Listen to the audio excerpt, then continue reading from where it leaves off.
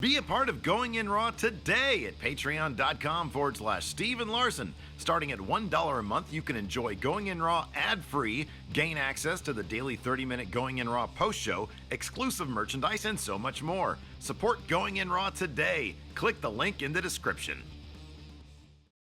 Boys and girls, this is the Undisputed Era. Adam Cole, Kyle O'Reilly, Roderick Strong, and you're listening to Going In Raw, baby.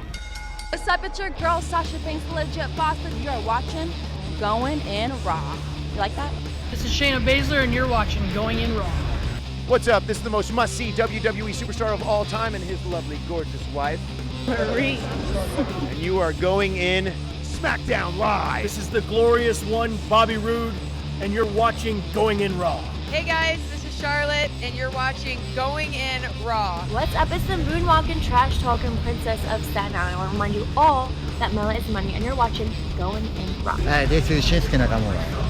Shinsuke watching Going In the Raw. This is the knockout artist, Cassius Ohno, and you're Going In Raw.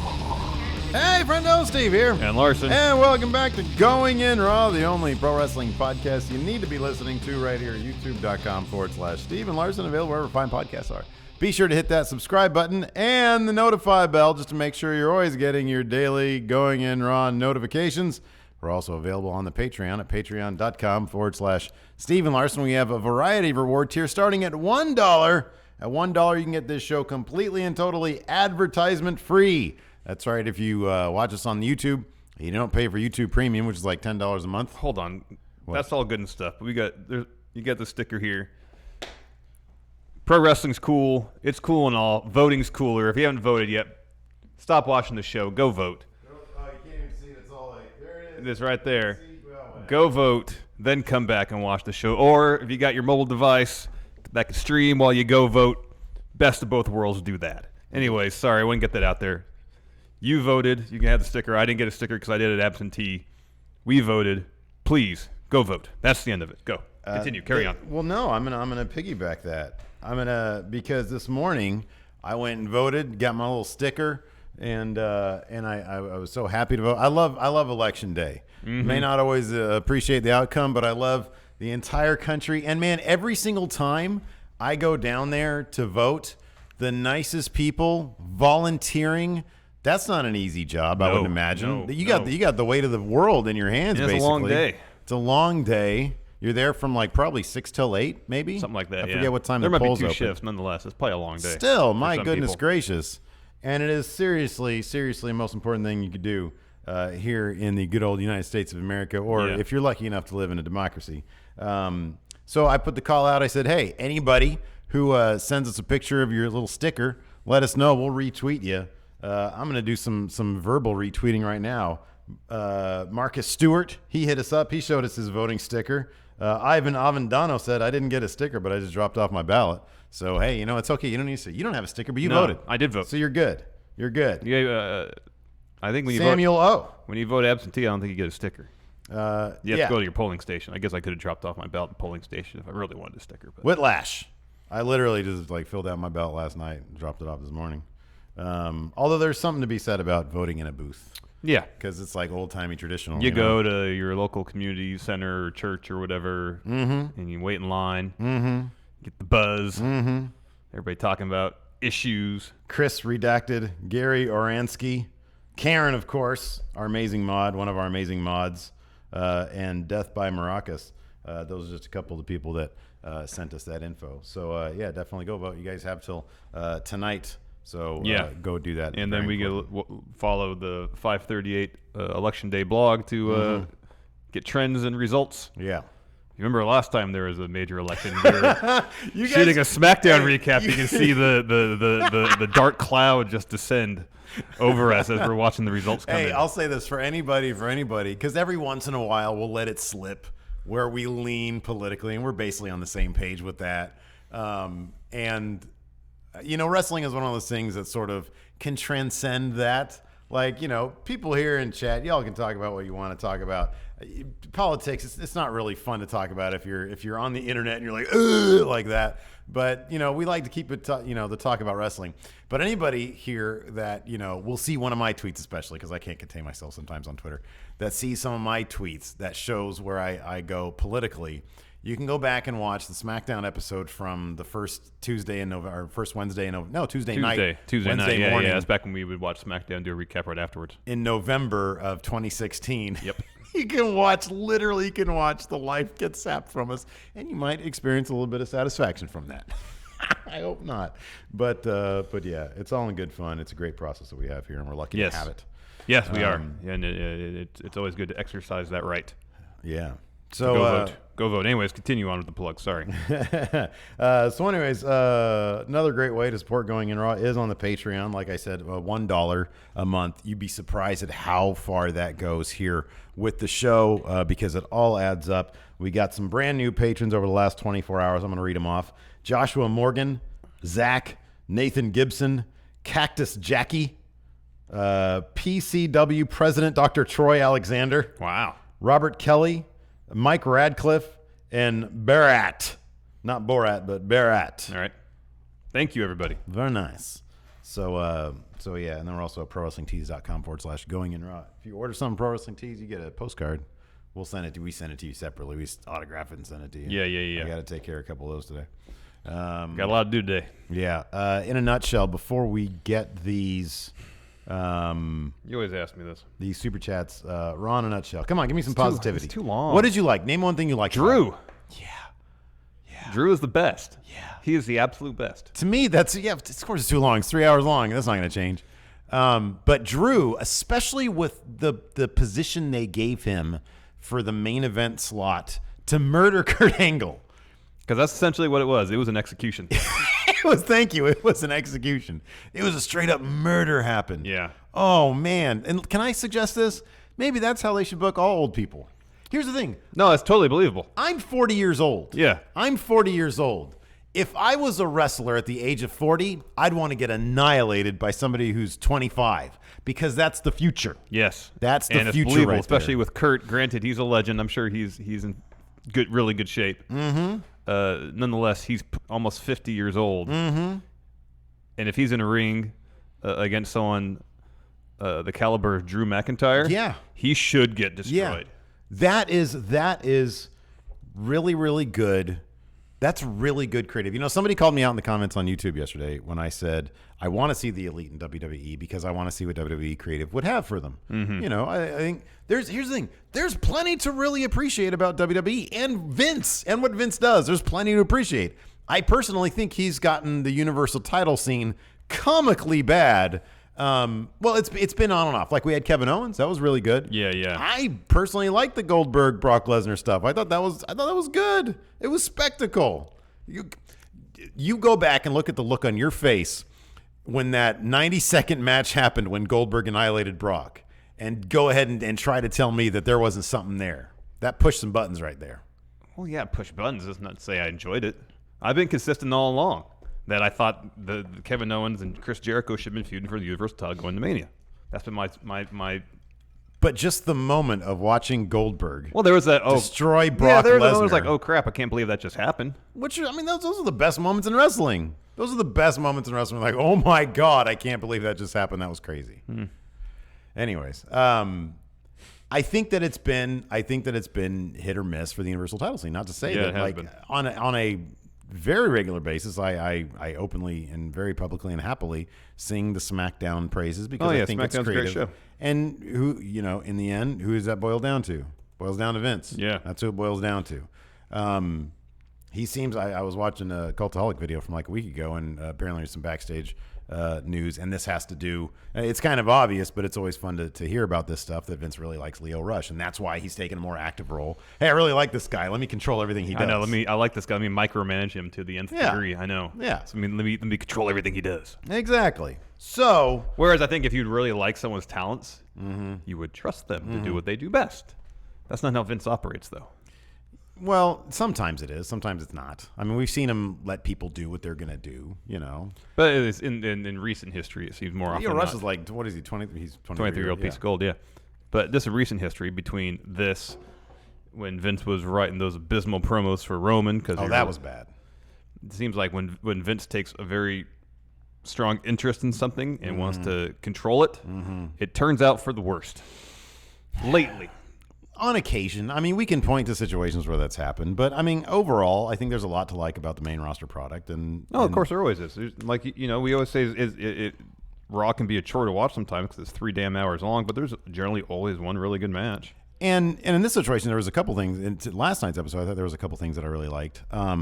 But the Drew Kurt Angle thing, here's when Vince is best.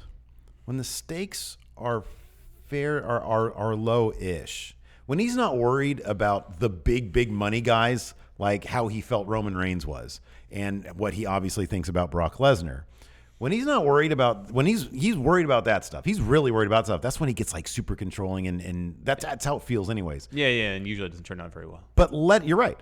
Letting Drew McIntyre destroy Kurt Angle in the main event on Raw, that's a really good move. Yeah. That's a really good move because the Universal title scene right now doesn't play into that. No. Now, once they get to there, he'll probably mess it up. But no, I like that. There was a bunch of stuff that I actually really liked about Raw last night. But it's just too damn long. I told you this before the camera's rolling. You can like an hour of Raw and really like it. You can really like it. Yeah. There's still 2 hours left. Here's the thing. I'll compare it Raw on a weekly basis to Revenge of the Sith. Okay, please go ahead. So Revenge of the Star Wars prequels are by and large crap. Yes. They're terrible. Oh, they're awful. But there's a decent half hour in Revenge of the Sith. Mm-hmm. There's a decent half hour. Sure. I won't say good. Yeah. And that's Raw most weeks. Right, there's a lot to wade through. Some of it's garbage. Some of it's decent. Yeah. But there's always generally something like a good half hour, hour of the 3 hour product. Yeah. You can sit, if you just, condense it down to that, like the Hulu version is probably fun to watch.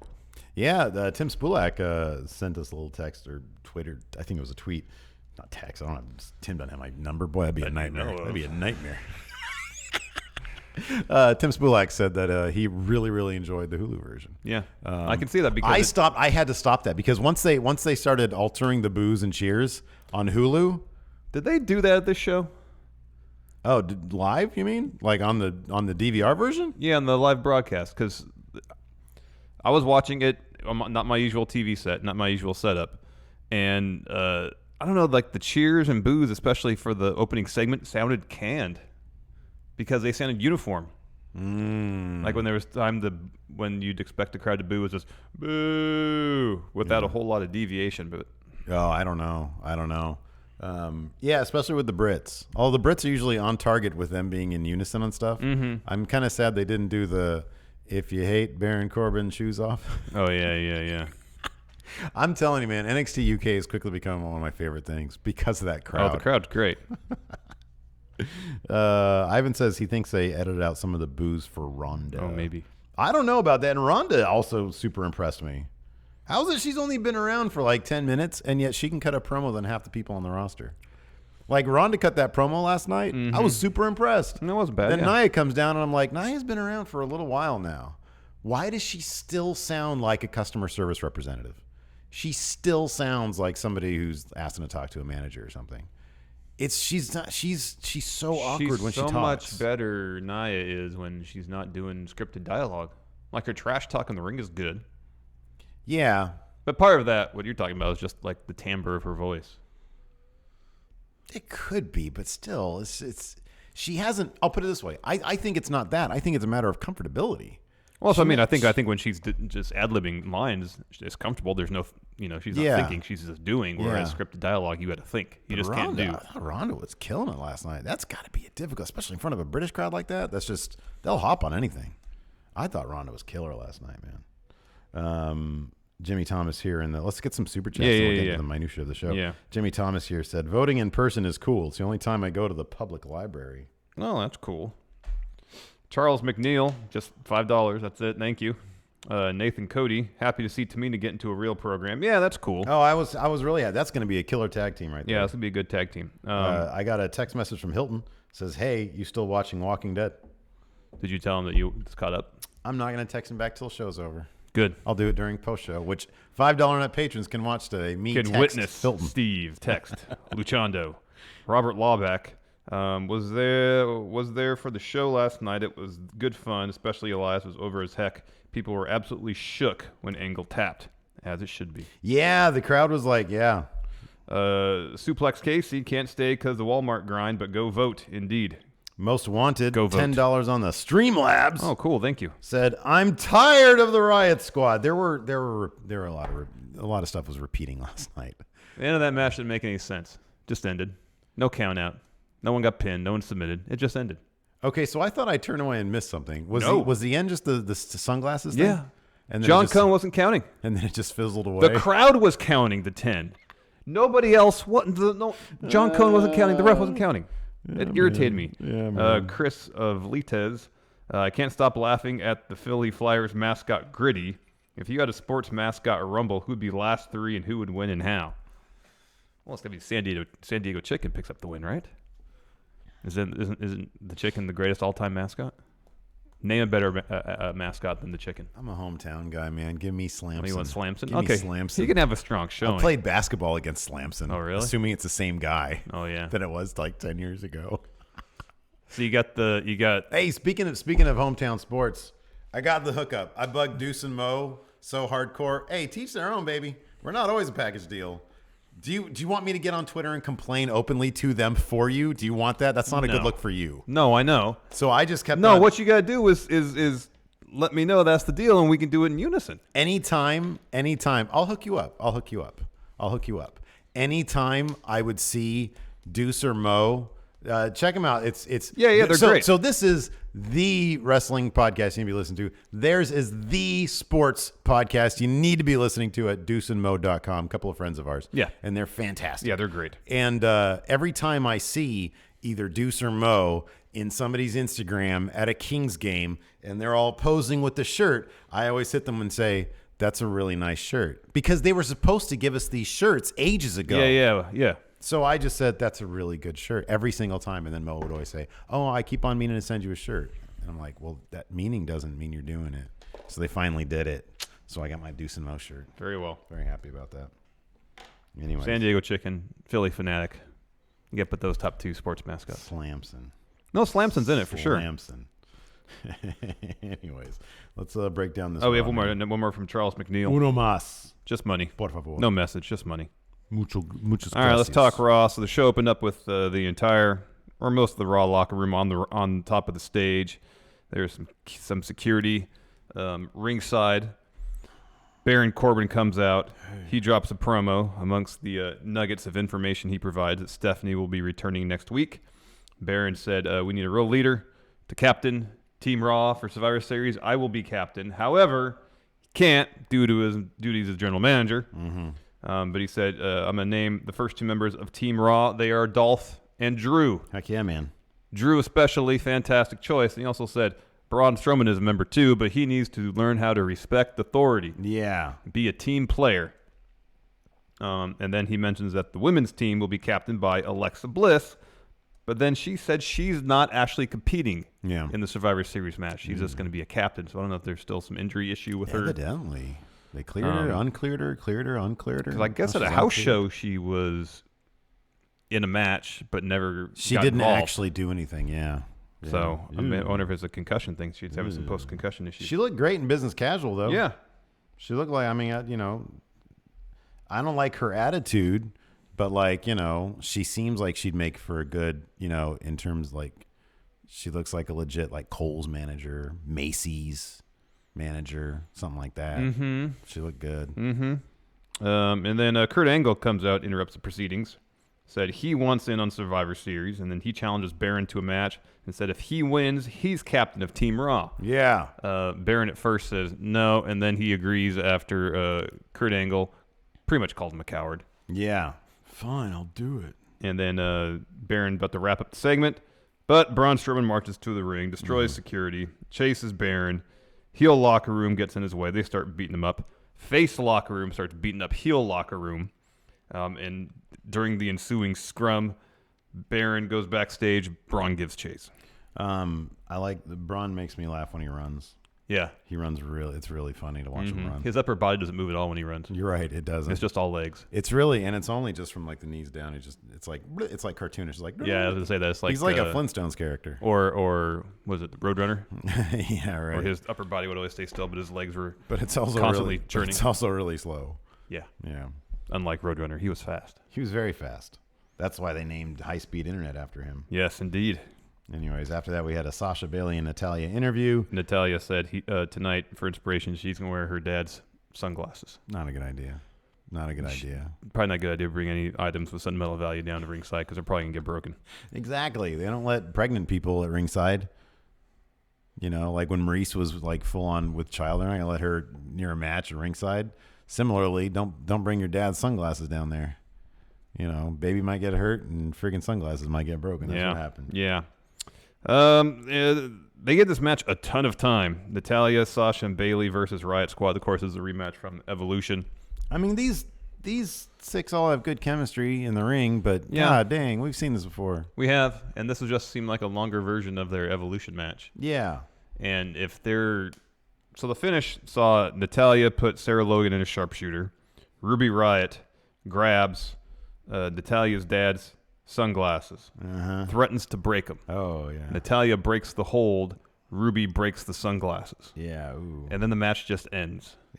There's no counting. Well, it's a pretty hard moment, man. Like, at that point, I think you just assume, ooh, like, I don't really. The match just needs to fizzle out, man. Well, no, I get it. There's a match. There needs to be a winner and loser, or DQ, or double count out, or something. The match doesn't stop because someone is heartbroken, Steve. Hold on a second. Have you read through that entire book of rules? I'm sure there's something in there. I can't find Rule 1 in this book. This is someone's damn doodle pad. There, the Mata sent us that. Yes, and I'm sure it's an enjoyable read, but look at this. Where is there a rule in here? There's no ordinance numbers. There's no sections based on, like when to count a pinfall and when not. I don't see any of that in here. This is literally someone's journal. Who do you think did all those scribblings? I don't know. May I see it? Is there like a forward that explains why it's just like a zine status? Yeah, Daniel Bryan wrote the forward in here. Did he know? Did he understand that it was just like a bunch of doodles? I don't know. It's ridiculous. It's a mess, dude. It's moderately like entertaining, but it's not informative in the least. And it's like the House of Leaves. It's just confusing and frustrating. Yeah, I know. So, anyways, I think a match could end due to awkwardness, man. I really do. Look at the Montreal Screwjob. No, but the bell rang. The ref called for the bell. That match had an end. Under duress. Nonetheless, the ref called for the bell because he said someone tapped out. That's an end. You can say the end was in question, but it was an end. Yeah. There was no end to this other than Natalia was on ringside crying because... Remember that match where Sid destroyed his leg and like broke in half? There was still a finish in that match. There was still a finish, but it was pretty hilarious because Animal was supposed to be coming down as the masked man. Yeah. And he unmasked. And they started like beating up on Sid as if two guys were needed to get the job done. I know. The guy has a leg hanging by a thread. I know. And they're like, yeah, let's still beat him up, I guess. That makes all the sense in the world. Then they replayed it a million times. Anyways, backstage, Braun was looking for Baron. That was a running thread throughout the show. It was actually fairly comical. Yeah, it's fine. The thing that I liked was the later on one when Baron was giving an interview with Charlie, who is his freaking she kept on. That part where she said, well, "Why'd you make a makeshift studio down here?" And where they was like, "Well, you just disclosed my location." And within a moment, a heartbeat after that, Braun had found them. I know. But just that Baron, that was his issue. You just disclosed my location. Yeah, exactly. That was great. That was pretty and then funny. later on in the car, he's like, "What is your problem today?" Charlie just kept on screwing him over. It was funny. It was funny. But again, there was 2 additional hours. Yeah. Jinder Mahal versus Apollo Crews. This is preceded by an elongated HBK Triple H versus Brothers of Destruction recap. Saw the spot where I guess Triple H ripped his pectoral muscle, that spot where he got tossed out of the ring. That's what I read. He posted a picture on Twitter. He's all sorts of swollen That up is and brutal. That bruised. picture is brutal. He's got swelling down to his upper arm. It's like it looks bad. It's deep, dark, evil purple shade and puffy. Like right here, and puffy. Dude, stop wrestling. Here's another highlight of the show for me. I thought Apollo Crews did a good job with his promo. Me too. He's finally got a gimmick to work with. Explain. Human highlight reel of Raw, the Dominique Wilkins of Raw. It's great. And it's a gimmick that's fitting of his immense It in-ring suits him. talent. It suits him, absolutely. And it finally gives him something to sink his teeth into from a character perspective. It's been years. Yeah, which he's badly needed since he signed with NXT. Absolutely. So I'm all for it. He picked up a win over former WWE champion Jinder Mahal. Has anybody fallen further than Jinder Mahal has in 2018? I don't know, man. He's come full circle to being pretty much exactly what he was before he won the title. Yeah. And the whole point I thought of putting a title on him, well, one of the points, was to elevate him so he could be a consistent, solid mid-card heel, which hasn't really come to fruition. No, come on. I think he's a solid. I mean, look, the mid-card's always a mess. He's like, SmackDown doesn't even have really a mid-card. No, they don't have time for a mid-card. Is Jinder's not in the loser's locker room, though. He's not. He's getting close. No way. He's getting close. I feel like Jinder did. Here's the thing. I don't know if Jinder was ever going to be. I don't know how far that belt really could have elevated him, but I feel like this is about appropriate for being Jinder Mahal. See, in my mind, if you whenever they need like a sort of non-important heel, they go to him. They don't go to anybody else. No, I understand, but in my mind, when I hear solid mid-card heel, I think of someone that can occasionally challenge for a mid-card title. Like And Elias 2 weeks ago. Something like that. Elias was on, he's on much stronger footing as a mid-card heel than Jinder is That's right what now. you're talking about, Yes. though. Okay, yeah, sure. Like if 2 or 3 weeks ago, if we would have started the beginning of a program that would have seen Elias contend for the Intercontinental title, it would have been believable. Yeah. If Jinder gets put into a program for the Intercontinental title, it's going to seem like he was weird. like what happened when he was given the world title. Yeah. Out of nowhere. Yeah. Okay. All right. So I kind of feel like he's come all the way back around to kind of just being top heel jobber at this point. You know, I'm a big mark for 538, right? Uh-huh. And you listen to it from I time listened to to it on the way over here. Okay. I don't know if you've listened to one of these episodes, but from time to time they'll do, they'll play a game called Who Would You Rather Be? Yeah. Okay. Have you heard that? Yeah. And basically, for those of you who don't know what I'm talking about, it's a politics podcast, and they look at polling data, and that sounds boring, and I love it. It's amazing. But they say things like, who would you rather be, this politician running in this race or this politician running in this race?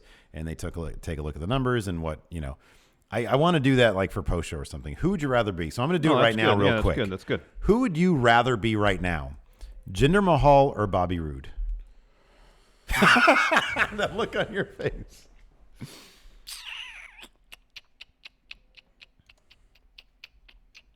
Well, I guess if I were Jinder, I could at least rest my hat knowing that I was at least once WWE champion. Mm-hmm. True. And with that in my back pocket, there's always the idea that could potentially happen again, assuming that people were happy with my previous run. Mm-hmm. There's really nothing that Bob Roode has accomplished on the main roster that I feel like would give anybody any semblance of confidence that he could do anything more than what he's already doing. So in that sense, I'd say Jinder Mahal. So then maybe to answer your question, like in terms of who has fallen further, isn't it Bobby Roode? Yeah, I suppose. I always have, and I think it's probably just me. I have a weird affinity for Jinder. I like Jinder too. I think thought he did the best he probably could with his world title run. I know, given the circumstance. and I don't think they gave him nearly what they should have for creative. A lot of the creative involved in it was garbage. Mm-hmm. But he did what he could, and he still does what he can. It's just Raw is this swamp for guys like him. If you're not Seth Rollins, you're not Dean Ambrose. If you're one of the other guys, like Apollo Crews, thank God. I thought for sure that the domino effect of Roman leaving was Apollo Crews going to fall back off the radar, but apparently they're not doing that. Here's the thing that SmackDown does, and granted they have the benefit of one less hour that Raw just apparently can't or doesn't do. Sure. What would R-Truth be doing on Raw right now if you were there? Yeah. It would the swamp. He'd be in the swamp. Whereas SmackDown finds a way from time to time to take underutilized talents, wrap them into a storyline, and make them interesting. I wouldn't be, as much as we sort of lament, as much as disappointed as we are with the role of Ty Dillinger, it would not surprise me at all if 3 months from now, he's in a solid mid-card spot on SmackDown if everything stays the same. If this seems like on SmackDown, if they find an interesting angle to take with your character, they will run with it. They run with it, yeah, for sure. Whereas on Raw, we'll see Apollo Crews last night pick up a really solid win over Jinder Mahal and then not be on the show for 2 weeks. Yeah. And then when he comes back, it's not in a program. He's just having matches. Yeah. And that's kind of what I mean is R-Truth, he's been involved in a variety of little storylines over the last couple of months. Yeah. And this Raw doesn't seem to do that. They'll just have someone show up for a little bit, get in a match, say, oh, here's kind of a new angle for him, and then drop it kind of. Wonder who came up with the Apollo Crews, the human highlight reel of Monday Night Raw. I wonder who came up with that idea, because talk about perfectly suiting the guy. And it seems so easy and simple, but it's taken this long because it's like, where do you focus on? Do you focus on the dude's like personality vis-a-vis his promos, or do you focus on what he can do in the ring? Yep. And some of that stuff is absolutely crazy, and they're showing it bit by bit. When he does the stuff when he because he's sort of a stout dude. Yeah. He's but jacked. the fact that he can do the flip stuff is awesome. Is really cool. It's like, whoa. And he picked up a win over Jinder with a military press slam and a standing moonsault. Yep. So good stuff. We're happy he's for great. Apollo Crews. Next, Seth Rollins came down the ring with the tag titles and his Intercontinental title. I still kind of feel like he's a little too happy.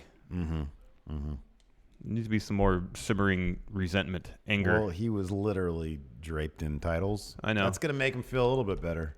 Yeah, I know, but he's holding tag titles by himself. So he's lost his partner because his partner turned on him. Yeah. But he comes out there, he's chewing gum. He seems pretty casual about the whole thing. Yeah, he was. It was. You're right. It was almost back to pre-Shield reunification. Seth Rollins. Yeah. Where he was back to being sort of like, hey, I'm probably going to be top babyface that isn't Braun Strowman like Seth Rollins, which just makes you wonder, why is he not the Universal Champion right now? What is it about Roman that they didn't see in Seth that Seth could have totally been the guy? Seth totally can be the guy. Oh yeah. Why wouldn't they have him be the guy? I don't know. Imagine what would happen if Roman had turned on the Shield instead of Seth. That'd have been good stuff. So anyways, he drops promo. He talks about a lot of stuff. He talks about Brock Lesnar. Slap in the face. That felt like a shoot. What a slap in the face it was for Brock Lesnar to win that Universal Championship. He said, not just to Roman, but to me and everybody in the back in the locker room. What else did he talk about? I forget now. He said, well, I got these tag titles. And he said, it seemed like he was about to vacate the tag titles. He's like, I don't know if I can defend these by myself. And then Baron appears on the Titantron and says, oh, you better find your partner because you have a match right now for the tag titles against these guys. Out walks Authors of Pain. Yeah. Is Drake Maverick looking more and more like a CG character every week? I can see that. He comes out and he looks more and more every week like computer graphics. Like a weird cutscene face. It's weird, man. I came up with a good gimmick for him. Is he on the game? Is he in the game? I don't remember. Maybe somebody made a really good Drake Maverick. Oh, I'm sure they I have did. a good gimmick for him for Rebook Raw. I'm not going to talk to you about it on air. Okay. Because that's in the booking room. Yes. That's the booking committee. It is. Yeah. So anyways, Authors of Pain come out. Let me ask you something. I know it's Seth Rollins. Yeah. I get this. Yeah. Why did they have a hard time putting Seth Rollins away? Because of Seth Rollins. Seth Rollins is really, for years, he's been super protected. Yeah, but man, this one time, it would make all the sense in the world for them to annihilate him. Because they're supposed to be annihilators. Yeah, and no, he I is agree. one person and there's two of them. I agree. Why? Dude, why was there a commercial break during this match? This should have ended immediately. It's two monsters versus one man. It does a disservice to Authors of Pain. It's totally okay for Seth to eat a gnarly loss here. It's totally. Yeah. And in fact, hey, guess what? It probably helps him to eat a gnarly loss here. Does. But I think a lot of it goes back to his demeanor just when he walks out. If he comes out and there's conflict within him, then you can always make the case, well, he's preoccupied with this Dean stuff. He didn't really seem to give a damn.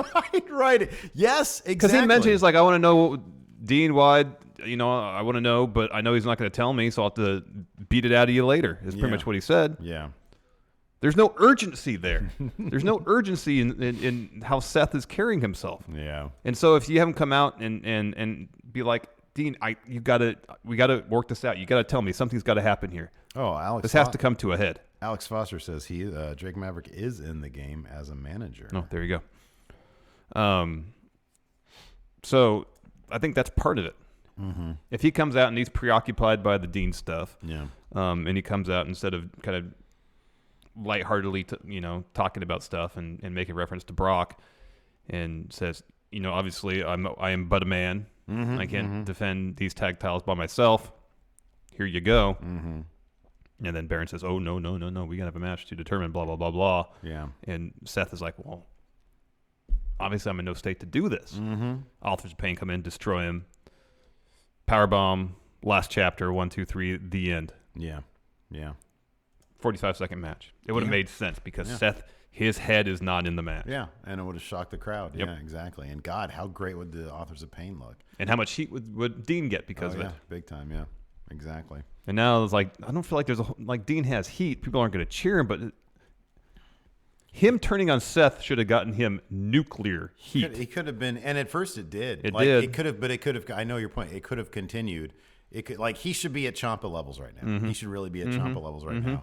Instead, his actions since that turn have. I can almost guarantee they might mimic creatives. Because I kind of feel like they don't know what to do with him, so they're just sort of having him do nothing. So they give him a nice new haircut and a new jacket. Yeah. And they're just having him kind of just being. Yeah. I'm not gonna tell you why. Yeah. Because we don't know why. Because creative doesn't really know why yet. So I'm just gonna be quiet about it. You want to know why? Dirty deeds. I know. That's what happens. That's what happens. So Dean comes down after the Authors of Pain pick up the tag titles. Seth is still laying there, and he says, "You want to know why? You want to know why?" And says, yeah, why? Just freaking tell everybody. Come on. Let's get it out. Because here's the problem. You build it up, so it's going to be a letdown now. Because you know that, A, they don't know why, and B, they're going to pull something out of their asses that is going to make half a lick of sense, and it's going to be underwhelming. Yep. So the more every week, when he says, you want to know why? You want to know why? Ooh, I don't tell you. I give you dirty deeds instead. And every week, if Dean attacks, the level of viciousness has to increase. Yeah, exactly. Yeah, just one dirty D's doesn't cut it. Yeah. You're not getting heat on Dean. Like people just kind of like, oh, I'm boo.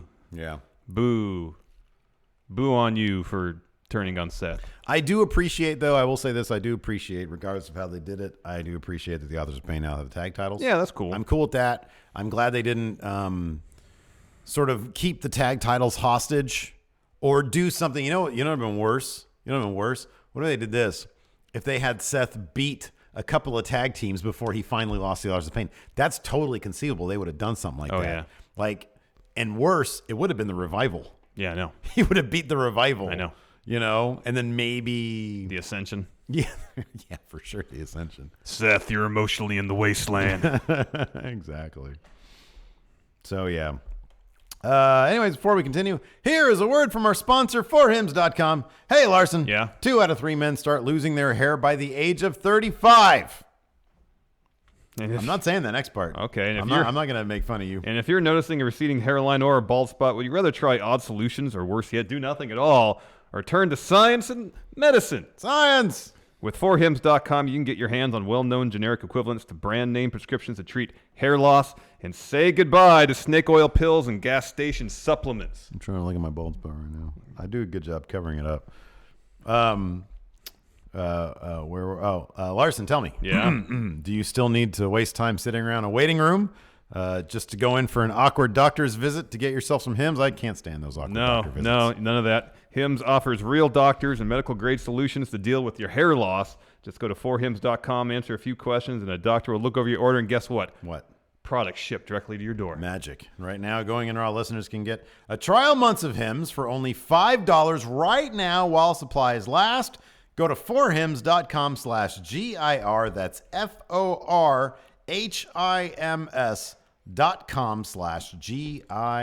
And again, we'd like to thank forhims.com for sponsoring today's episode. And you're really helping out Going In Raw by going to forhims.com/GIR. Absolutely. Yes. Anyways, what happened next? Baron Corbin interview. Braun finds him, destroys security. There's this funny bit where one of the security guards is holding on to Braun's ankle while he's walking away. That was pretty funny. Yeah. That was amusing. We forgot to mention, did this happen when Braun annihilates security? That happened at the beginning, right? Yeah. And man, he gave a boot to a dude. He like the first one, the boot was really bad. But then there was this awkward bit where he lifted up a guy and almost dumped him on top of another dude. Yeah. Yeah. Oh, man. He was annihilating those British local enhancement talents. Yeah. Yeah. They're all going to show up on NXT UK next week. Let's see here. Next, we had a Dolph Ziggler promo. Yeah. Talking about how he was, I guess, screwed out of winning World Cup tournament best in the world. They didn't. This whole episode, they didn't call it the World Cup tournament. They just called it the best in the world tournament. Did you notice that? No one said World Cup. Yeah, no, they did a couple times. Dolph did. He said WWE's World Cup. No. That's what he called it. I feel like more often than not, they just said the best in the world tournament. Maybe they said that too. I just, for some reason, I remember. And again, it's me. Take it with a grain of salt. Yeah. With my memory, like a dog. Not the mind stellar. Right? Exactly. I'm pretty sure I heard WWE. Because here's the thing. I think I noticed it because nobody was giving it the full name, WWE Cup, to determine the best in the world. I'm pretty sure he just said WWE's World Cup. But then also I think at least once or twice he said denied best in the world tournament. Best in the world tournament. So they were saying either World Cup or best in the world, not the whole thing. You think they're just making fun of it at this point? Yeah. That could be. Especially if the reports about why there was even a World Cup tournament at Crown Jewel are true, then I think at this point. It deserves it. He was interrupted by Elias. Yeah. Firm face Elias. The crowd was all about him. But he still has the Elias attitude. I know, and it's awesome. It's so great. And he did the Seven Nation Army riff. Yeah. Dun, dun, dun, dun, dun. And he said that he wrote a song that could reunite Oasis. Yeah, and then they showed there's a dude, I think his name is Miles Crane. He was in the front row. All right. I'm pretty sure remember when Balor was in that music video? You don't remember that? Mm-mm. It was like 6 months ago. All right, now I'm speaking out of my ass completely. I'm going to find out for sure. There's a dude who looked vaguely, and I mean very vaguely, like one of the Gallaghers. Oh, all right. And I know who you're talking about. I saw right, that. Yeah. Yeah. And people, a couple people on Twitter were saying, wait, was one of the Gallaghers actually there? And I was like, no, I know enough about Oasis to know that wasn't either of them. Yeah. I don't think they would enjoy WWE. Well, maybe they would if they were drunk enough, maybe. Maybe. But a lot of people were saying, oh, then I was like, no, it was just a British dude. A lot of British dudes look like the Gallaghers. Oh, man. So, of course, this led to a match between Dolph versus Elias. Mm-hmm. Decent match. Give it some time. At one point, Dolph hit the zigzag. Elias got his foot on the rope. Miles Kane. Oh, all right. See this dude right here. And I'm pretty sure Balor was in a music video of his. Okay. Not that long ago. All right. But Elias picks up the win with the drift away. Yes. After that, Kurt Angle interview. I don't really remember much about this. What did Kurt say? Oh, yeah, there he is. He's got it because he has a song, I think, or an album called Coup de Grace. Oh, makes sense for Finn to be in it. He's a friggin' wrestling mark, apparently. So, anyway. Kurt Angle interview. Yes. He was in his wrestling gear. I don't remember what he said. Me neither. I don't remember this. But next, I do remember Ronda Rousey promo. Yes. I mean, I'm sure Kurt Angle said something like, I'm going to win. Next up was the Ronda Rousey promo. Addressing Becky Lynch in their match at Survivor Series. Now, I don't know. I know some people maybe in chat were there at the thing. I was thoroughly, I already said this at the head of the show. I was impressed with her performance.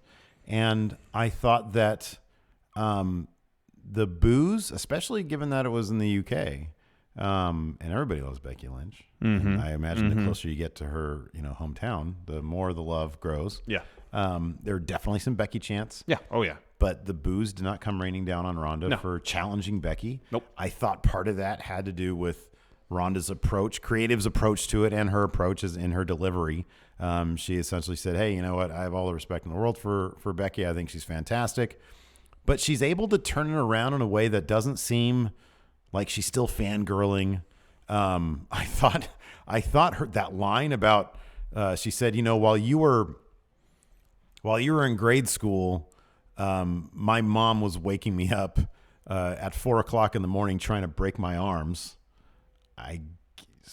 What is? I think her mom was is a wrestler or judo. Yeah. Practitioner. I don't know. So that's how she would. Yeah. not like an alarm clock. She would like wake her up and they'd always be ready, always be prepared. They train. Yeah. My dad used to wake me up because he would get up early because he would ride his bike to work, and he would have a flashlight, and he would wake me up by shining the flashlight from my door at me, and he'd say, "Hey, Stevie, I'm Beam Man," and I'm like, "Why are you doing this to me?" It's borderline child abuse. Wow. But it was the 80s. Yeah. So yeah, Rhonda's mom used to do that apparently. And then she said, while you were training or something, I was in the Olympics, and while you were a stewardess, I was doing MMA stuff. You got it. I was breaking down barriers in MMA. Yeah. Dominating divisions. But man, there was no stumbles. No. It was fire. It felt legit. It felt real. I am like, dude, that's got to be tough. Like a crowd like that many people, like that's not an easy crowd. Oh, no. That's the thing about the British crowd. I feel like you can get on their bad side really easy, but you can also get on their good side really easy, Like if you show them that you're really giving it your all, they will be with you. Yeah. But if you're trying to phone it in or you stumble, don't do that. No. They'll start talking about taking your shoes off. Yep. So I thought it was really, really good. Yeah, it was pretty good. I thought it was good. She said, and she concluded it by saying, Said you think you call yourself the man, one of the baddest bitch on the planet. yeah, ooh, use the B word. I'm quoting. And then Nia Jax, Mills on down. Yeah. She comes out. She's like, Rhonda, you're gonna show everybody that Raw's the best, and I'm gonna take your arm. I'm gonna take your arm off. I'm gonna be waiting. No, I'm gonna be waiting for you, champion. And then Ember Moon walks to the ring for their match. Yeah. Hell of a wrestler, Ember Moon. Oh, she's great. Again, also not great promo, but man, I don't care. She's great. She's great in the ring. Freaking ring work is great fantastic, in the ring. man. So yeah, we had Nia Jax versus Ember Moon. Nia Jax got the win with a Samoan drop. Like a pop-up Samoan drop. Yeah, it was cool. great. Tamina hits the ring. And she stares down. What's up? Nothing. No, I'm just okay. considering the segment. Well, like the end result is good. Oh, I loved it. Tamina, hold on. Tamina. I just said that I thought there was a qualifier. Well, the end result is good. It just part of Nia's performance was confusing because Tamina, gives Ember Moon the Samoan drop, and then Nia's like, well, yeah, I think there's confusion to be had there, right? Here's the thing. The way they reacted afterwards, it seemed like this was all a planned thing. Oh, I feel you. Okay. Because when they raise the arms in celebration and Nia screams, and it's like, if this was a grand plan, why were you doing this when Tamina was attacking? Oh, yeah. And if it wasn't a grand plan, then it's kind of confusing how suddenly... They immediately are on the same page? Exactly. Yeah, all right. Yeah, but come on, don't you think that's sort of in the grand tradition of wrestling? That happens all the time when people align. It's like, wait a second, why are you just potatoing each other a second ago and now you're like on the same page? No, I get that, but that's not what this... I mean, if it was... I'm not saying it's the same thing. I'm just saying it's sort of the same thing. Like people act confused about stuff all the time, and they're like, "Oh no, it's see." But if they do that, it's usually in an effort of subterfuge. But there was no subterfuge here because Ember Moon was already out. Yeah, she didn't see anything was going on between the two of them. Look, man, this is the first time that Nia Jax has pulled a swerve, isn't it? It's like the third time this year. It's the first time this week that she's pulled a swerve. And maybe she's still getting. She still can't even cut a good promo. She's still getting used. That's not true. She's cut at least a couple good promos. Oh man, she has not. She has. She's cut promos where she didn't embarrass herself. That's about as far as I'll go with that. Anyways, so. Hey, Rhonda. While Nia was kind of selling like, "Oh my gosh, what are you doing?" You could hear her telling Tamina, "All right, turn her over, turn her over." Mm-hmm. And so Tamina puts Ember in a Boston Crab. And then Nia starts dropping elbows. That was great. And then now apparently they're friendos. Yeah, man. Absolutely. I'm all about Which it. The end result, like I said, is fine. I felt like they're kind of teasing this all along. Yeah. And I think if there's going to be a women's tag division, if you have them as like this dominant, basically unbeatable force. I know you wanted a T-shirt offering. Would that have made things better? Tamina has T-shirts made up of like both their faces. Well, no, because it needs to be a stable or a faction if that's the case. It doesn't really Why exactly doesn't it work work with tag teams? Because there's only one other person.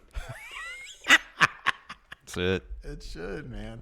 We need because the T-shirt is not only you're representing the faction, but it's when you it's the idea that the faction is going to grow. Tag teams don't normally grow from tag teams to factions. They're just tag teams. That's true. That's true. I mean, the Outsiders are an outlier in that regard. Next up, we had a Finn Balor interview. I think I pegged it. I was talking with with Mikey Omega, the Friendoverse guru, if you will, over there on Facebook. And he was saying how he wants to see Finn go back to New Japan. And I always assert this. Finn is making so much more money and is, to be honest, frankly, a bigger star in WWE than he was in New Japan. He was just way cooler in New Japan. And when we were having this discussion right on the tail end of this of his promo, and he's got such a blank look in his eyes and that weird smile of his. I likened it to One Flew Over the Cuckoo's Nest. The end after he was lobotomized. Right, like pre-lobotomy Jack Nicholson is Finn in New Japan. Right? Post-lobotomy. Unfiltered. Yeah. Unstoppable. Like uncensored. Uncensored. Edgy. You know? Ooh, what's he going to... Unpredictable. What's he going to do next? Yeah. And then he gets a lobotomy and he's all... Balor Club is for everyone. Yeah. Maybe he had a lobotomy. I don't know. Well, I mean, I think metaphorically speaking. How much money could they make if it was like New Japan, Finn? Oh, my God. Tons. Just... Tons. Why don't I know that? I don't know. Ungodly amounts of just cash. I know. Flowing in. I know. For crazy Finn Balor. It could be it'd be a Becky Lynch situation. I know. It would totally be a Becky Lynch situation. I know. Ungodly amounts just of make cash. him unhinged, even unhinged. the slightest. Yes. And people would love it. Unhinged. Next, Baron Corbin interview. He's getting into a limo. He says, I got to get out of here. I got a very special appointment. I can't take on Kurt Angle tonight. Drew McIntyre will take my place in the match. Mm-hmm. And then just as they said that, Braun comes running in, tries to chase a limo as it speeds off. Can't do it. Can't catch up. It was pretty comical. Next. Oh, cool. Somebody did a Baron Corbin emote in the Discord. Cool. You guys are crazy. Next, Bobby Lashley versus Finn Balor for the third week in a row. You guys are too much. Third week in a row, we get Bob Lashley versus Finn Balor. Leo Rush with a very scripted promo preceded the match. Yeah, they did this backwards, dude. Here's the thing. First match, Finn Balor walks away with a fluke victory. The second match, Leo Rush realizes that he doesn't want another Finn fluke win, and so he distracts Finn, which is what he did in this match, leading to Finn getting in the ring. Bobby Lashley beats him. And then the last match, they realize Finn can take Bobby, and so they just beat him down at the end, which is what happened last week. They did this backwards. Right? Yeah. They just didn't know what they were doing. No, they have no idea what they're doing week to week. That's the issue. Where's this leading to? Just a match where there's a blow-off and they move on to other things. I guess so. I don't see how this necessarily benefits anybody. It really doesn't at all. Because Finn's going to lose this feud. Probably. And nothing will change. And did you hear those boring chants at Leo Rush's promo? They were chanting boring. Leo, I love you. I think you're great. Let's see if we can get them to chant boring. This is like X-Pac heat territory they're dealing with. It's starting to get there. Yeah. It's starting to get there. But God love freaking Leo Rush. He's on. Did you see he had an Instagram story where he was just sitting there eating something? What was it? Was it a smoothie? No, it wasn't a smoothie, oddly. He was eating something, and he just started saying, Lashley.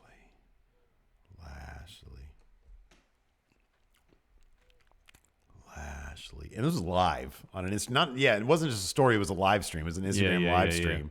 And people were asking him questions stuff. He didn't say anything. He just kept on saying Lashley. That's funny. He's all in on that stuff. So good for him. Funny. Brass ring right there. Yeah. Finish saw Finn. He was outside. Lashley was outside. Finn was trying to do a drop kick on Leo Rush. He's intercepted by Lashley. He drives him into the barricade. Back in the ring, Bobby hits his finisher. He picks up the win. Afterwards, Drew McIntyre comes down to the ring. Stare down between himself and Bob. Leo separates them. Yeah. And then Drew helps up Finn. Finn kind of slaps Drew on the chest saying thanks. Mm-hmm. Drew hits him with the Claymore. Yeah. Already right before his match with Angle even starts. So, this is really... Drew's in a bad mood. They're and really... it's great. Yeah, no, it is. They're really... I mean, that was the cool thing about last night is that, obviously with the realignment with Roman being gone, Braun now big face guy in the Universal title scene. They need a top heel, and so in steps Drew. But I felt like last night they really solidified that, man, to destroy Kurt Angle the way he did, holy moly, and just the spotlight he was given. I love that. I mean, hopefully that means Vince really likes Drew, and then he's going to start micromanaging the hell out of Drew, and it'll be great. No, it'll be terrible. But hopefully he doesn't do that. Hopefully he just likes him and lets him do his thing. Yes, same. So that brought us to our main event, Drew McIntyre versus Kurt Angle. Kurt Angle attacked Drew before the bell, looking to get the early advantage. He even hits an Olympic slam. And Drew wisely rolls out of the ring. We come back from commercial, and it really wasn't much of a match after that. Drew beats the hell out of Kurt Angle. And then hits him with the Claymore, but he doesn't go for the pin. No, and there was a great sequence where they just had like a close-up on Drew, and that dude is so much money, and you can just see the thought process of him like, I'm going to pick apart this old man and show everybody what the deal is. Yeah. With ease. Yes. With ease. And so he presents Kurt with his leg, saying, go for it. Shoot. Mm-hmm. Take a try at this. Angle does shoot. Drew just beats him down. Yep. And again, Drew says, here's my leg. Do what you can with it. Again, Drew beats him down. Kurt Angle eventually gets an ankle lock on Drew. Drew reverses, and then Drew hits Kurt with an angle slam, puts Angle in the ankle lock. Kurt has to tap. Brutal. Man, heat. Brutal. Top heel on Raw right now, Drew McIntyre. Yeah. Yeah. Absolutely. And it's awesome. That was loud and clear last night. Yep. Yeah, great stuff. He's awesome. That is great. That is really good. We've got a SmackDown preview. We do. Larson. Would you like to begin? Let's see if they brought their A writers. Oh, man. We're launching into the Shane McMahon thing. Oh, God. Why is Survivor Series season always when Shane gets involved in creative and bogs down the show? I'm going to do this real quick, though, before we get into the SmackDown preview. Numbers are getting better. See if it reflects in the ratings. I put a poll up on the YouTube community tab. Make sure you subscribe and hit the notify bell on YouTube because we do these polls. 1,700 votes came in to determine how good was last night's Raw. Yay, nay, somewhere in between didn't watch. 43% of people did not watch. That's less than half. Yeah? It was better than, what was it, like? A couple weeks ago where it was like 60 or something. Yeah, it was really a pretty high percentage. 32% said somewhere in between, kind of like our opinion. Somewhere in between. 17% got nay, and 9% yay, really liked it. So there you go. Very well. There's all right, here we go. How will Shane McMahon and Paige respond to Raw's Survivor Series bombshells? Are there really any bombshells on Raw? I don't feel like there was a bombshell. Survivor Series, the one night each year other than Mixed Match Challenge when SmackDown and Raw face off in head-to-head competition, is almost here, and the lineups for each brand's teams are beginning to take shape.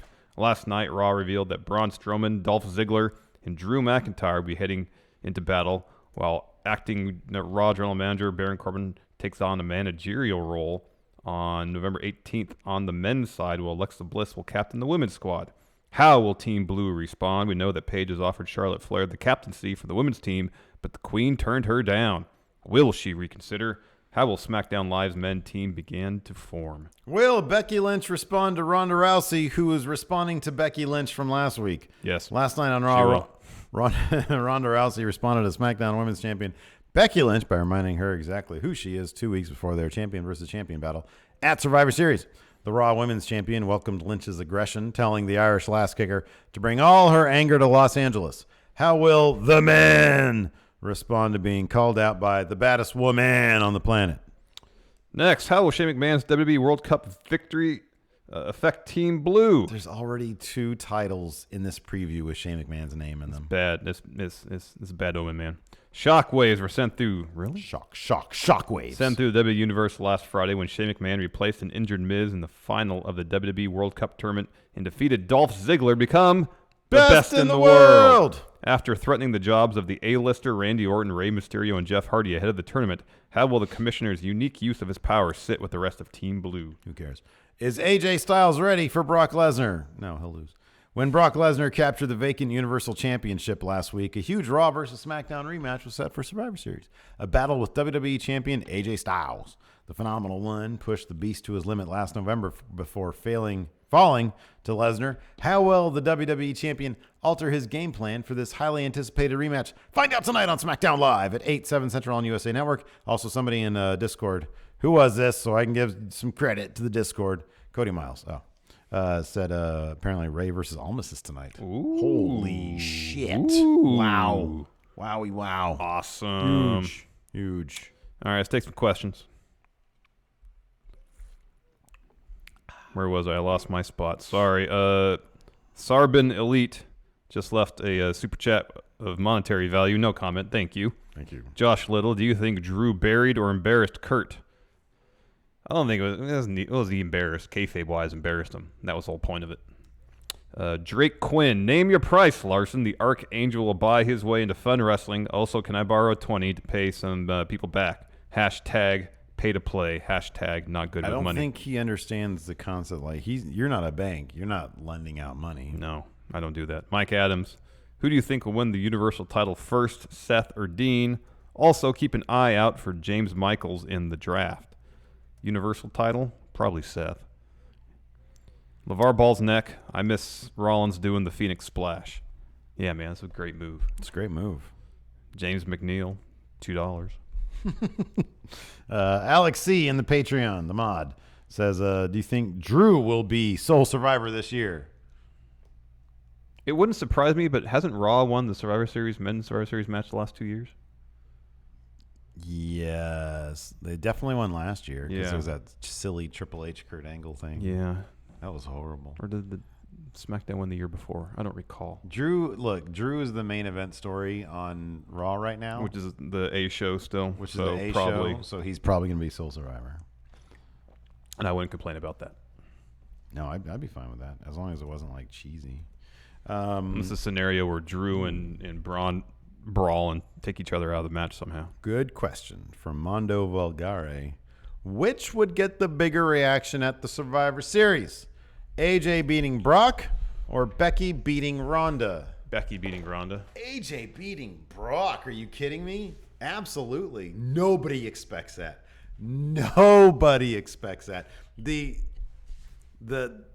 What people would flip because it means something really, really interesting. I think Becky beating Ronda would mean something pretty interesting too. I think, yeah, but not like. Ronda's been around. I mean, since Mania. AJ beating Braun would be more unexpected. It'd be more shocking. And thus, it would get the bigger pop. I don't know. Becky's. It might get a Bruno pop, like that weird thing where they're like, it just goes silent. Yeah, I know. It'd be more of a shock gasp thing. Whereas I think Becky, if she were to beat Ronda, Becky's like the most over wrestler in the entire company right now. Yeah, but AJ's still supremely. Oh yeah, yeah. He's still supremely over, and Brock has a lot more. He's got a lot. There's a lot more riding on Brock. Yeah, Brock has a lot more cachet in terms of seeming unbeatable at this point. Becky'd get a huge pop though. She'd get a huge yeah. pop, maybe a bigger one, but I don't know, man. Beating Brock is a big deal. It is a feat. Let's see here. Let's see if I can get some hashtag firsts. Some new ones. Not first. Here we go. Nathan Gibson. Do you have a favorite Survivor Series elimination match? So I kind of don't have. It's the one where Dolph won. He was a sole survivor. It was the one where Dolph won. What was that, like 3 years ago? Yeah, it was Team Cena versus Team Authority, and it was down to like Dolph and 3 members of the Authority. Sting showed up. That was cool. Yeah, that was really cool. memorable. Yeah. Jurgen Johnson and Johnson. Steve, you walk into the office and Larson immediately hits you with a massive dirty deeds out of nowhere. Cool. What's the most likely thing you did wrong to deserve this? I don't even have the time. Like, there isn't the space on a piece of paper. There's any number of things. Name one. Accidentally deleted our channel. That's probably number one. Matt Hurlbert. Do you think it's possible that the other 3 MMA horsewomen back Becky versus Ronda, leading to the WWE horsewomen backing Ronda, with a potential double switch down the road as the teams properly align before the next Survivor Series? No, only because they obviously set up with that Charlotte Becky Performance Center thing. They had the horsewomen and they were sort of chuckling at all. at it all. Yeah. So I wouldn't see that. I think it'd be interesting though if the Horsewomen came out. I think that'd be. I know. And help Becky. I think that'd be great. That guy. Is it just me, or are the WWE and SmackDown Women's Championships the only main roster titles that really seem to matter? The WWE and SmackDown Women's Championships the only main roster. Really seem to matter. Seem to matter? Well, to who? Or that seem important. Vital. Okay, I'll put it this way. Those are the only titles. Yeah. They're the titles with usually the most interesting feuds. Those titles can change hands. Yeah. I'll put it that way. Yeah. And if something can change hands, that it's infinitely more interesting Yes. than if it cannot. Yes. And I know, granted, AJ, nobody's taken that title off AJ in a very long time, but there's always maybe. Whereas the Universal title, it's not going anywhere. that's not going anywhere. Yeah. Same with Ronda's title. Horton here's a new writer. What superstars were popular only because of the era they were in, but would have failed in any other? And what superstars could be put in any era and they would thrive? What era would the Godfather thrive in? That isn't the Attitude Just Era? the Attitude Era. And I'm talking about the character, not the Charles Wright. Charles Wright. I mean, that dude, he could have thrived in any era, depending on the creative. The Godfather character only works in the Attitude Era. Only works. Mm-hmm. Put him in now, and it's like, what are you doing? Yeah. Put him in the 80s. What are you doing? Yeah. You know what I mean? Yeah. No. That would be my answer for characters that can only thrive in a particular era. I mean, maybe Val Venus. Maybe Val Venus. He can't be any time before the Attitude Era. No, but he could have been fine in the Ruthless Aggression Era, which wasn't that different than the Attitude. Yeah, but they were still doing racy stuff. But even at that point, I mean, that's why I kind of tuned out during a bit of the Ruthless Aggression Era, because it was like, you kind of realize, really, you guys are still doing that stuff? Yeah, Zach Stolpa, Naito reportedly turned down WWE. How much was it for? They probably less than $3 million. Yeah, we're gonna talk about that on the Saturday show in detail. Cool. But yeah, Michael Valdez. Who in the current WWE would you like to see wrestle Owen Hart and Mr. Perfect in singles matches in a dream match scenario? Well, Mr. Perfect, that's easy. His kid. What's the name? Curtis Axel. Curtis Axel. Thank you. I kept on wanting to say McGillicuddy. Well, that used to be his name. I know. Michael McGillicuddy. Yeah. I think his real name is Joe. Joe Hennig. Mm-hmm. Who do you want to see wrestle Owen? Seth Rollins. He's sort of the plug-in answer for anything, though. Yeah. You know? Zack Sabre Jr. Okay. I want to see him wrestle. I mean, I know he's not WWE, but still. Or if it has to be WWE, somebody in 205 Live. Like Mustafa Ali. Drew Gulak. There you go. Perfect. AO Worm, which rematch from TNA would you like to see Drew in against, Angle or Lashley? We saw him against Angle, so I guess Lashley. Yeah, we saw Angle. 16 hours. Oh, maybe he put that before the main event. Oh, it could be. Joseph McInnes. Better chance of becoming Universal Champions, Finn or Lashley?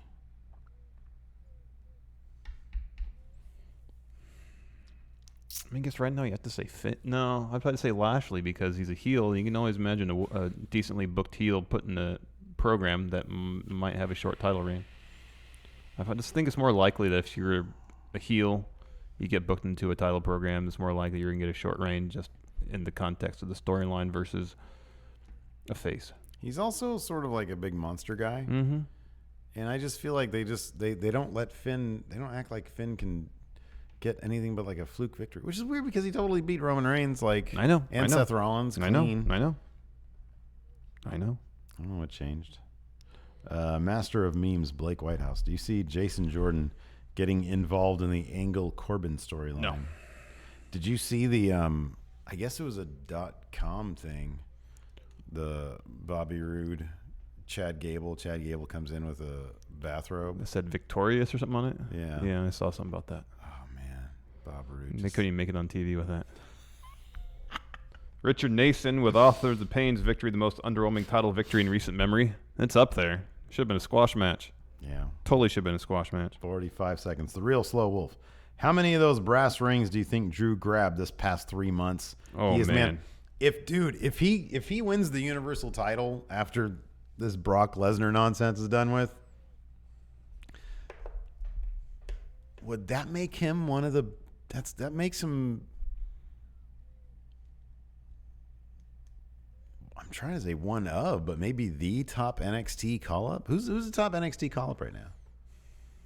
Well, Kevin Owens. He's probably the most decorated. If it was a year ago, I would have said yeah, but man, he's fallen on hard times. Yeah. Even before his injury, it was like, what are they doing with him? Like in terms of like sustained, I could see Drew, if he doesn't get injured, having a sustained reign on sort of in the main event on Raw. Yeah. He could be top NXT call up, man. Oh, potentially, yeah. You know. Ask the question in a year. Chad McCollum. Yeah. Sick as F. Thanks for the show, friendos. Sad. Sorry to hear. I hope you feel better. Yeah, Chad. feel better, please. Feel better.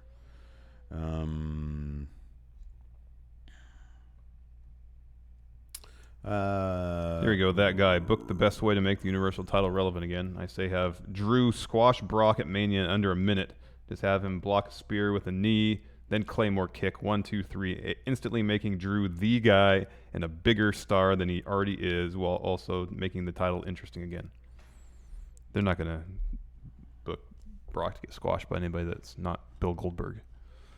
Yeah. I mean, you put that belt on Drew and instantly gets more interesting because he's interesting. Yeah. I mean, you put that title on Braun. I just look, the title being held up by a part-timer is just, I'm so far. Everybody's over it. Yeah. It's just, I'm over it, you know? Put it on Braun, then it could get to Drew, you know? It can get to Seth. It can go to any number of people. Dean. I want a world title that's on the freaking show. Yeah. Ryan Rugani, will we see Bray and Harper back as a tag team on Raw anytime soon? Maybe. The rumor was that there was at least a pitch out there in a writers' meeting that would put the Wyatts back together. Yeah. Yep. This is a great question, and it's an easy answer. Mr. Lipkin Unlimited. Other than Adam Cole, if you could add one person from WWE to the cast of Being the Elite, who would you add? Kevin Owens. Kevin Owens. Kevin Owens. It's Kevin Owens. Totally Kevin Owens. He was on an episode of Being the Elite. Mm-hmm. It'd be Kevin Owens and it'd be the New Day. Those are the answers. Yeah, those are great answers. Anyways, I think that's good. Are we going to do pay-per-view today? No, we've got enough time. Very well. Let's hit the music then. Oh, God. Oh, we can hear it. Hold on. Oh, dear. Hit the music. Stop. Hilton, you messed it up. God damn it. Here. Now, let's hit the music. There we go. There's some music for you. Anyways. If you haven't done it already, get out and vote. Yes. Get out and vote. Yes, please. Go do it. Thanks so much for watching. Patrons, $5 and up. Stay tuned. Keep an eye on the Patreon wall. We'll post the link to post show very soon. Until next time, talk to you guys later. Go vote! Go vote.